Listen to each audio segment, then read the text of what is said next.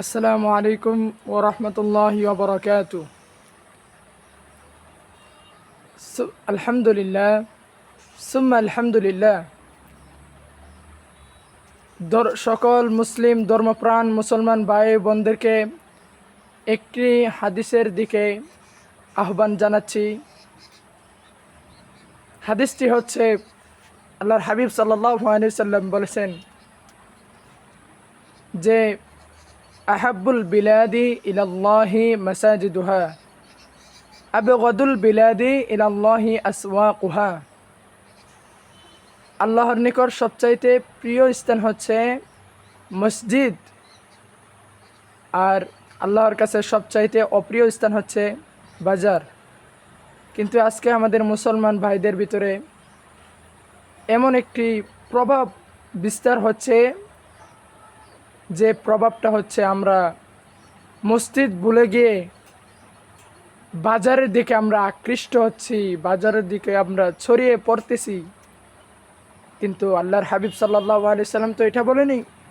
আল্লাহর হাবিব সাল্লাল্লাহু আলাইহি সাল্লাম বলেছেন যে আল্লাহ পাকের কাছে সবচাইতে প্রিয় স্থান হচ্ছে মসজিদ, আর আল্লাহর পাকের কাছে সবচাইতে অপ্রিয় স্থান হচ্ছে বাজার। অপছন্দনীয় নিকৃষ্টতম সেটা হচ্ছে বাজার।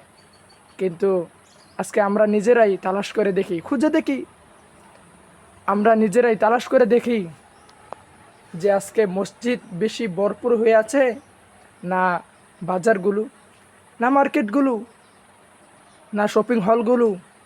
আপনি নিজেই দেখেন, তাহলেই বুঝতে পারবেন যে আল্লাহ পাক আমাদেরকে কি আদেশ করেছেন, রাসূল সাল্লাল্লাহু আলাইহি সাল্লাম কি আদেশ করেছেন। আহাব্বুল বিলাদি ইলাল্লাহি মাসাজিদুহা, আল্লাহর নিকট না সবচাইতে প্রিয় স্থান হচ্ছে মসজিদ। কিন্তু মসজিদ তো খালি পড়ে আছে ভাইয়া, মসজিদ তো আস্তে আস্তে খালি হয়ে যাচ্ছে।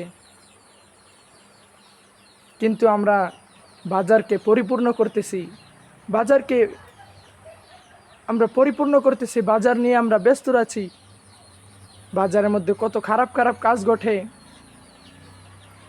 কত কিছু হয় বাজারের মধ্যে, খুন খারাপি নষ্টামি কত কিছু হয় বাজারের মধ্যে, আপনিই দেখেন।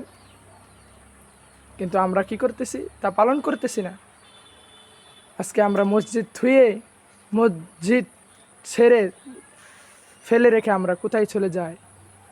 বাজারে চলে যাই, খেলার মধ্যে চলে যাই, হাটে বাজারে আমাদের নিজ নিজ দায়িত্বে কাজের মধ্যে লিপ্ত হয়ে যায়। কিন্তু আজকে লক্ষ্য করে দেখেন, আমরা মুসলিম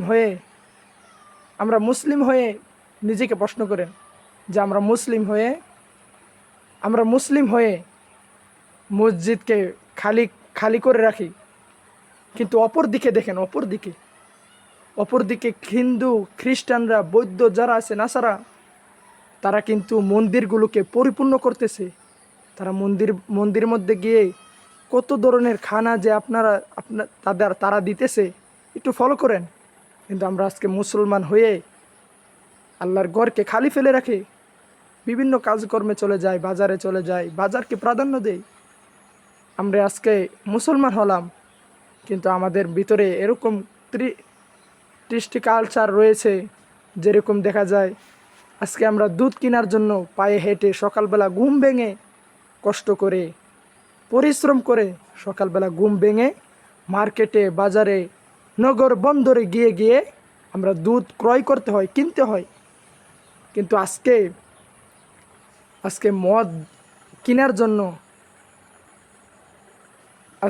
কেনার জন্য দূরে যেতে হয় না, ঘরে ঘরে হাতে হাতে চলে আসতেছে মদ। কিন্তু কি, আজকে আমরা দুধ কেনার জন্য সকাল ঘুম ভেঙে কষ্ট করে হেঁটে হেঁটে, মাঝে মাঝে গাড়ি পাওয়া যায় না, হেঁটে হেঁটে গিয়ে আমরা কি করি, দুধ ক্রয় করি।